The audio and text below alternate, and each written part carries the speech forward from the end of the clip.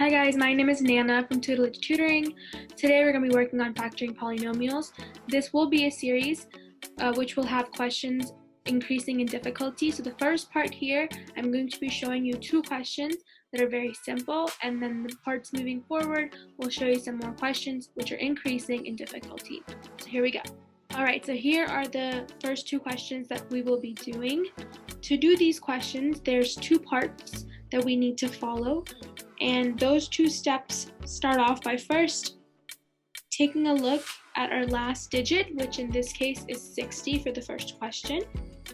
And then what we're doing is we're finding factors that are going to multiply to give us this last digit, while at the same time those factors have to add to give us this middle digit.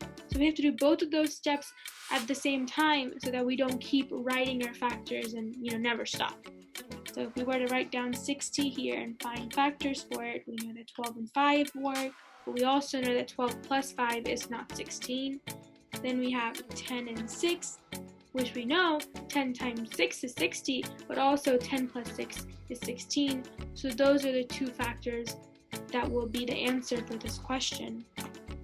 And then we draw our parentheses here, which is going to have x here and an x here. And then all we do, we come back here, we see that we had a 10 and a 6, right?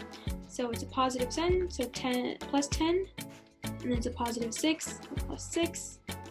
So our polynomial factored, so this polynomial here, factored gives us x plus 10 times x plus 6, and if you were to work backwards, so that means distribute it back out, you'll see that you end up with this. And a trick to just check without having to do the entire thing, you look at the first numbers, so x times x does give us x squared.